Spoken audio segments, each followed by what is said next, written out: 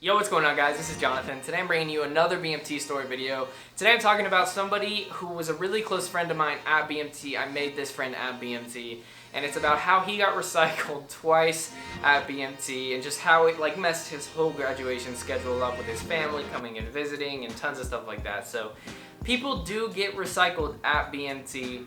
It's not super common for people to get recycled at BMT because most people are really good with following directions and stuff like that, but they process so many people through Lackland that there are definitely some people that go to BMT that maybe need to get recycled, or in this guy's case, people who get recycled when in reality they probably shouldn't have gotten recycled. So basically, starting off, this guy, we all got there obviously at the same time, right? February 7th, 2017. We got there and he was sleeping in the bed next to me.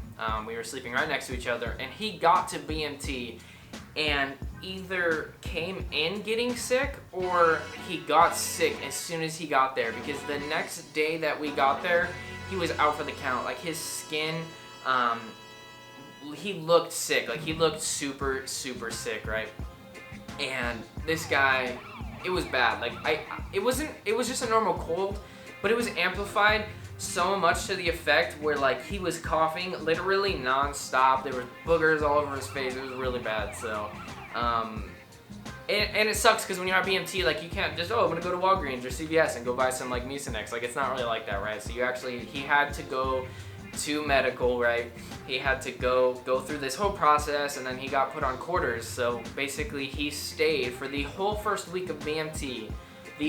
Possibly the most critical week of BMT, he was in bed. He was on bed rest, right? So this is where it messed everything up from beginning to end. This is like where it all messed up, because how BMT works is you go, and as the weeks progress, as the weeks of training progress, you start with learning every single thing that you need to do, how to do it, and doing it over and over and over so you do it right. So the first week is like marking all of your clothes with your laundry tag, which is like your initials or your, like, the first letter of your last name and then the last four of your social, and you're marking that on your underwear, you're marking that on your civilian clothes, on your boots, on every single piece of uniform that you get, and everything that you brought with you, just so that things don't get lost. So you're doing all of that.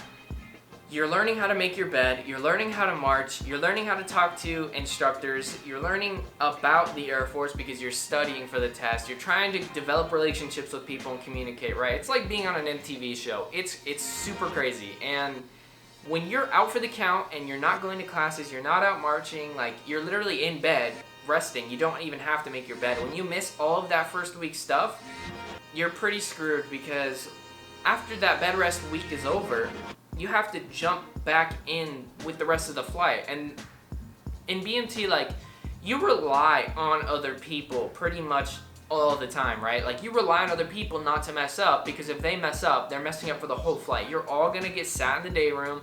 You're all gonna get yelled at. It's not really on an individual scale so much compared to being on the grand scheme of things, right? So it really gets kind of crazy with that, and he literally was just in bed for the whole first week, the super critical week. So that is like the huge part, right? I mean, obviously you can't really avoid being sick. It just happens. It's just life. So that is why it's kind of messed up that he didn't get recycled for this. This is just how it started, but this basically set him on a track to be left behind, because when we're in the second week of training and the third week of training and we're getting our blues, he's going to makeup classes because he missed so many classes the first week of training.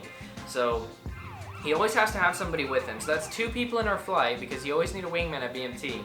Two people in our flight that are missing class, that are marching with him to medical, that are just not there.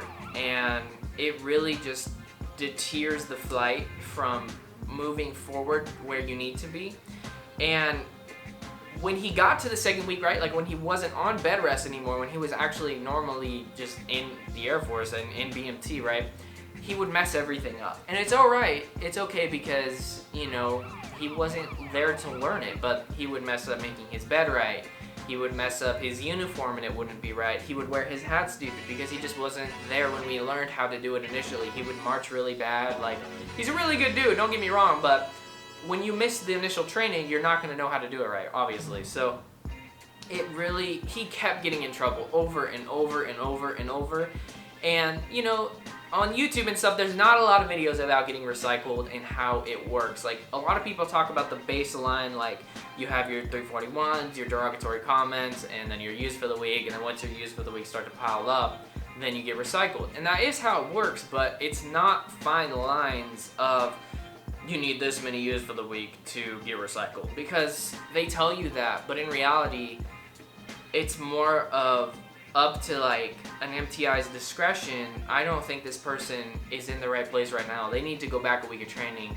Then it goes to their leadership, and then I'm pretty sure it goes to like their leadership, and then they have to like go over the whole thing. The commander has to basically say, all right, this is cool, he definitely does need to go back, and then you go back. It's not super casual. It's actually a pretty big deal to get recycled. And when you get recycled, you are losing, like, your family is told a date. You mail them a letter basically saying, this is the day that I'm graduating, this whole weekend for these 4 days, that's when I'm going to be able to spend time with you guys. If you get recycled, your family already bought plane tickets for that weekend, but now it's going to be the next weekend because you went back a week. So now they have to either, hopefully they bought refundable tickets, or they can move their date up. And it got super crazy, right? So basically what happened was he kept getting in trouble. I'm not going to go into specifics about how, because he got in trouble a lot, right? I'm not going to go into specifics, but basically that first week that he missed set him on a course of failure for super little things. But those little things add up to the MTIs, because the MTIs are super critical of absolutely everything. So he's messing up, he's messing up, he's messing up. And then we had this one kid, right? And he was an element leader. So they're marching in an element. Basically, I think it's like 4 to 5 people. A detail's 3 people, and then anything more than that is up to like 4 to 5 people is an element, right? So they're marching. They were like marching to go get breakfast or something like that, and they were marching like super quick because they didn't want to miss breakfast. Like up, 2, 3, 4, up, 2, you know what I mean? And apparently, like, the person who I'm talking about in this video wasn't keeping up with them, but they're really not supposed to be marching super fast either. And somebody behind the kid pushed him, which he definitely should have done. And you know who you are too, because he watches my videos. He's a homie, but he pushed him, and the dude turns around. He's like, "Yo, don't push me." And this is where he messed up, right? So he messed up by saying like, "Yo, like, don't push me." He stopped right then and there. They had like this little confrontation, they got over it, and then they kept moving. One, he shouldn't have put his hands on him by pushing him.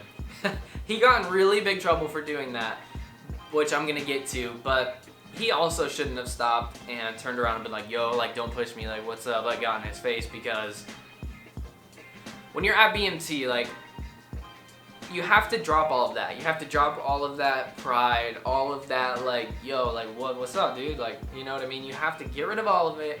You have to understand that everything matters, and you can get in trouble for the dumbest stuff, even if you think you won't, and it can just mess with everything. So basically what happened was one of the element leaders went and told the MTI what happened, because it wasn't cool that he got pushed, and basically they both got in trouble, and instead of just the person who pushed him got in trouble, the person who got pushed also got in trouble, and he ended up getting recycled for that. And that's why it's super messed up, right? Because he kept getting in trouble all through BMT because of that first week that he missed. He was starting to finally do good, and then he got pushed, and they found out about the whole situation, and then both people involved got in really big trouble. The person who pushed him didn't get recycled because he was actually like a pretty good kid at BMT. Like, he didn't get in trouble a lot, but he got like he basically got paperwork for what he did, which at BMT paperwork doesn't really matter, because once you graduate, like once you're out of training, it's pretty irrelevant, unless you get it at your duty station. And he ended up getting recycled for that. The other kid did. So me and somebody else helped him like pack all of his stuff. Like, literally, you have to take every single thing that's in your wall locker that's folded nicely and shove it into a duffel bag, and hopefully it doesn't get too wrinkled. You have to shove everything in a duffel bag. And I mean, like, we had so much stuff. His backpack was overflowing, duffel bag overflowing. We had like 2 or 3 trash bags filled with stuff, because you get issued a lot of uniforms.